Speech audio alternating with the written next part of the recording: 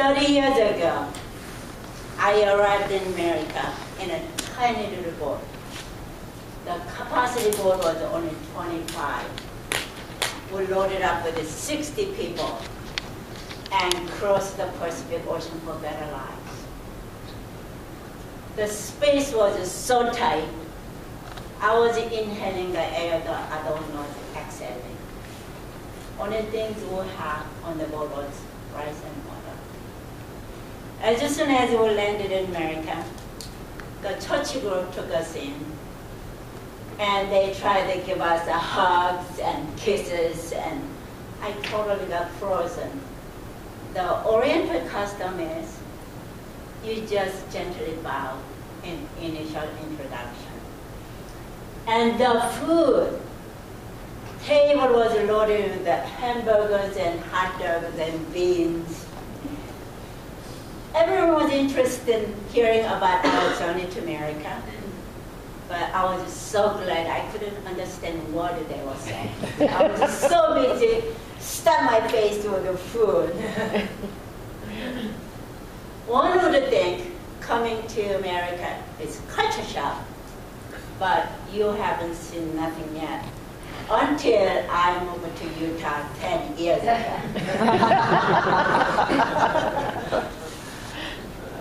Utahns are extremely friendly. They have such good family values. How many native Utahns in this audience, born, raised here, and never seen an ocean? Raise your hand. We're all immigrants. I work with guy Jeff. He's native Utah. He's 24 years old, and he has 4 kids.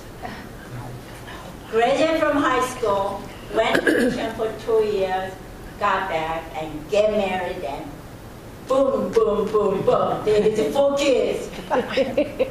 I believe you're trying to figure something out. Having your offspring in your prime time is a healthy thing. On the other hand, I have 33 years old son, not married, and he said, well, Mom, I'd like to have 4 kids too someday. And I said, son, well, what are you waiting for? As you might have heard from my previous speech, I have 4 sisters in Korea. They all want to come to America for Alex's wedding, my sons. And they said, well, tell Alex, we don't want to show up on his wedding with our cane. When we moved here, we went out for dinner down Salt Lake City, Applebee's. Since we drove in, parking lot was practically empty. There were only 3 vehicles, and we said, this is great. We don't have to wait in line. As shocked as you enter into a restaurant, there are 3 families with like 30+ kids. The restaurant was full. They were laughing, screaming. And hostess said, well, you have to wait in line for another 20 minutes. Go figure. Then I got hired by this company down Salt Lake. The first day, you have lunch with the CEO. They brought in sandwiches. We're sitting in the conference room. Soon as I took a bite of that sandwich, the CEO said, let's have a blessing on the food. I almost choked. I didn't know if I either spit it out or swallow it. I grabbed the napkin quickly, covered my mouth, and I closed my eye. I opened slightly with my side eye and see who caught me what I was doing. And next, Vivian, who was from Philadelphia, she looked at me, smug on her face, and I smiled at her and I closed my eye. Then Christmas came.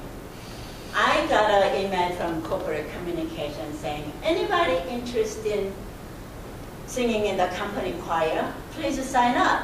We'll be practicing songs, lunch hours.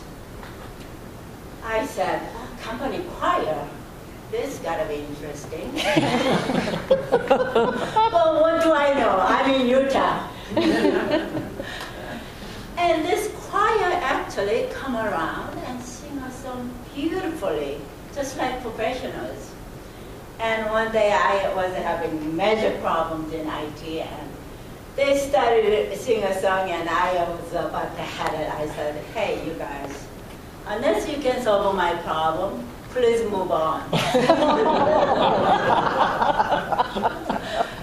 Since that incident, they never came to IT singer. Follow Toastmasters. 10 years later, still, I am amused and delighted by encounters with these native Utahns. Thank you.